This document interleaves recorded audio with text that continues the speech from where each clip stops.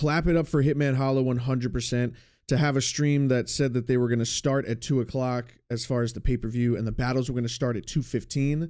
The pay-per-view started at 2:15, but the battle started at like 2:25. So on time, which is very rare in the battle world. So shout out to Hitman Holla for starting the pay-per-view when it was supposed to start. And they got right into J2 and Snake Eyes. Snake Eyes, I spoke about this briefly as far as Snake Eyes, and I feel like when his when his emotions is invested, I feel like sometimes he pulls away from a lot of his punching and just kind of battle rap style, and just feels like he needs to talk to people. I think he read the room extremely wrong. I know he read the room extremely wrong. I mean, having all the gay bars, just the fact that it's a combination of talking like that in 2024 and then also doing it in Atlanta. It was just the equivalent of when male battlers face female battlers and they talk about why they're not in the kitchen and how the guys can't win arguments and all that shit. It's just, you know, you just beat an easy thing that's right in front of you. You just beat it over the head, and eventually it just gets bad. So, you know, to be, you know, even past the first round and you're still like with the gay bars, it's just, it doesn't really hit that much. And although Snake Eyes had a really good first, he teetered off after that. From the end of his first to like the last 2 rounds, it just wasn't good. J2, very impressed with J2. I'm very impressed with J2. When I first saw J2, and really the last time I saw him as far as watching him, it was when I was doing the Ultimate Madness tournaments, when I was hosting them on Caffeine. And when J2 first came to URL, he really wasn't that good. I looked at him as an amateur rapper and just someone who represents how, you know, open the door is at URL and how like it's really not about who's the nicest. You could say I was hating, but I think I was just a really harsh critic of him. I really didn't think he was that good. A lot of people told me before this battle that he stepped it up and he's way better than he was back then. And man, I think everyone was right. J2 was super witty. He was very good with his haymakers. He joked very well. His angles were good. His punchlines were heavy. The gay MG mode, the gay makers, all that stuff. Jokes aside, very impressed with J2. I mean, he was dope. I thought he 30'd him. And we'll get into the last battle, but I thought this was night of the 30s, man. I thought, you know, it was a lot of just kind of one-sided things.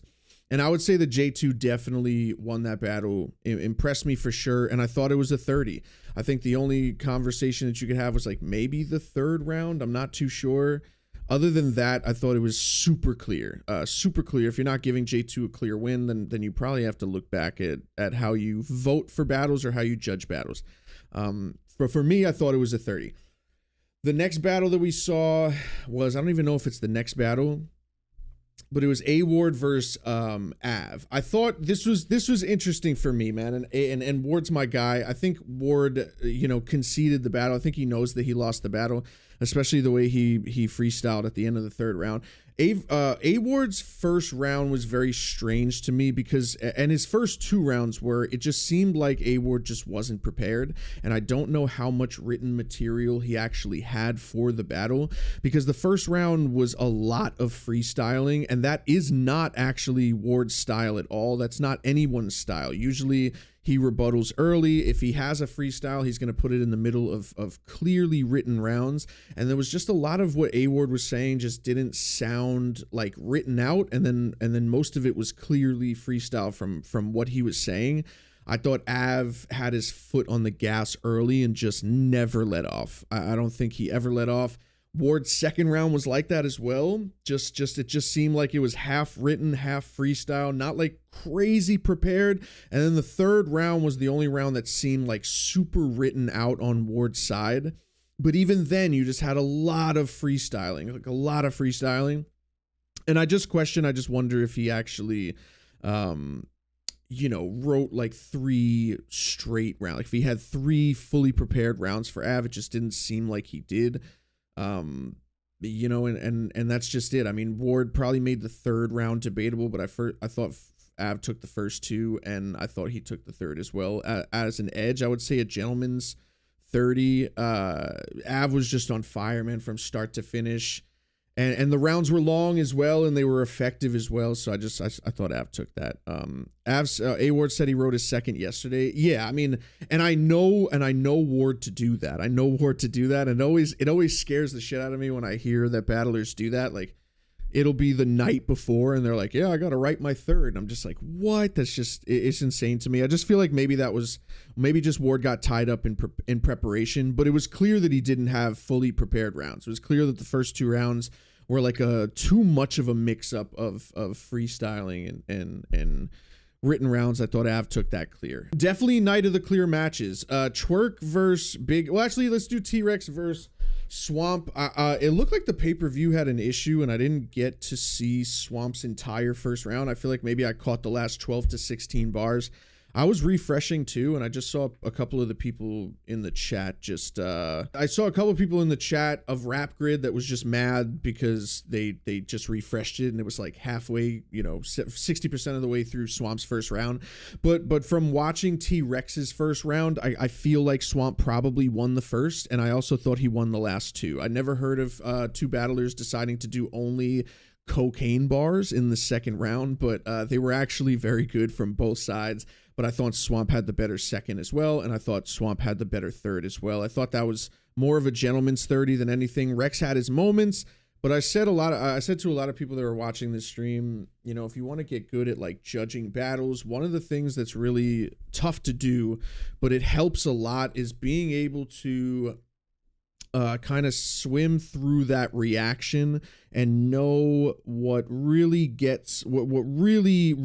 deserves reaction and what doesn't. And I think there was a lot of nostalgia-based reactions on Rex's part in the second that probably could have made the round close if you're going off of reaction. But if you kind of see through it, a lot of it was just, you know what I mean? And the third as well, just a lot of nostalgia-based reactions. Rex wasn't really going at it like he was first Chilla, like he was first Bad News, and I thought Swamp was super effective, and I thought that was a 30 as well. I thought there were 3 straight 30s. And now we're gonna get to Twork and Big K. I'm sorry I'm gonna run through these, but I've literally been streaming for 8 hours and 37 minutes, so I'm just gonna run through these and then try to get some sleep. Twork and Big K. Twork I thought was extremely good. Big K, in the beginning, Big K did not set him off well. Like I say all the time, that there's a lot of factors that go into winning battles. One is definitely the environment, the energy, your body language, what you're saying before, during, and after rounds or your opponent's rounds. Big K immediately started off by telling someone in the crowd to shut up, bitch. And then just kind of had the demeanor that he felt like he was on defense the entire time. One of the things that you have to do is really ice yourself out. If you get smoked in one round, you have to pretend that you didn't. If the crowd is reacting, you really have to pretend that you're not affected, even if you are. I'm blessed with, and some battlers are blessed with, just stone face, where it just doesn't, you're not feeling anything. You're not really, even if you're getting cooked, you just have the ability to remain calm. Don't look affected. Don't shake your head. Don't say people aren't here for you. And Big K did a lot of that before he would rap every single time. And I just don't think K was giving himself the opportunity. When Twork took the energy out of the room in the first, that is a rightful energy shift. Twork's first round was incredible. So the crowd did the right thing. And when it was on Big K to kind of take that or work through the next couple of rounds to get that energy back, he just was kind of convinced early that the crowd was going to hate him. And he verbally said it. He would audibly and visibly look bothered by the crowd and with the crowd. And he just kind of fought with the crowd. The crowd is the very people that you need to rely on when you're getting cooked, or the people that you need to rely on to react to you. So it's like, it's really hard to see. It's not a good idea to start with the crowd, because it's the crowd that is going to be what fluffs those bars up and what gives you that reaction and what gives you that energy. So the viewer and the people at, in the venue think that you're winning. I thought that was a 3-0. Big K had one of the most insane reaches of an angle that I've ever heard in my life. So Twork is obviously from New Jersey. They call him Jeruz. They call him Jerusalem. That's like one of his nicknames. And I think in 2019, Twork dropped his first album and it was called Jerusalem. Obviously, this year, he finally dropped his second album, and it's the sequel to the first album, Jerusalem, and it's called Jerusalem 2. That's all it is. Twork dropped an album called Jerusalem 2. Big K tried to do an angle in the third saying that it was insensitive or not reading the room for Twork to make an album called Jerusalem 2 while Israel and Gaza were like at war in Palestine. Just one of the craziest reaches I've ever seen in my life. That is the wildest reach of an angle I've ever heard of in my life. Like, he just made an album called Jerusalem and he just like said that he shouldn't have because there's a war going on. Just like super weird. But I thought that was a 3-0 as well. Hitman and Geechee, man. I know people, I'll just say this, man. Geechee left the door open in the third, and I thought Hitman definitely gave himself a case for winning that third. There's, I think, one clear round, two to me, but I think to the majority, there's going to be one clear round. I'll speak for the people, and then I'll speak for myself. For the people and the average watcher and the casual watcher, I think you got one clear round in this entire battle, and it's Geechee's first round. If you have Hitman Holla winning the first round versus Geechee, you need to reevaluate your ability to judge battles, and you need to reevaluate what you think is good and what you think isn't. I actually was okay with this battle. I thought this was a good battle. I thought Hitman did his thing way more than I thought he was going to. But to the casual watcher, you were probably giving Geechee the clear first, second debatable, and then maybe edging Hitman, or maybe even giving the round clear to Hitman in the third. It seemed like Geechee kind of shut that round off short. I thought that was a short round from Geechee. You know what I'm saying? The second round I did not think was clear. I think Hitman was super effective with the bars that he had on Geechee's girl in the first like 12 to 16. I thought that got heavy reaction, deserved reaction. Then I think there was just a little bit of floating in between where it was just airy, just dry pockets. And then like Hitman is really good, and I have to tip my hat to him because it is basic. By nature, it's basic what he does. And I said that was going to be the problem with battling Geechee, that Hitman really he never kind of changed. So what was effective back then is all he has now. And with the way that battle rap has changed, you just need a little more reaction than that. So Hitman, his second round was like scattered throughout, and it just had kind of like dry spots. But what Hitman is super good at is doing like these 12 to 16 bar breaks where it's just basic line after basic line, and then when he ends it, it's not even a punch, it's not even a double, but it still actually works and it gets a good reaction. He's like super good at that. And I think he landed a few of those during the second round, but I had Geechee winning the first two clear.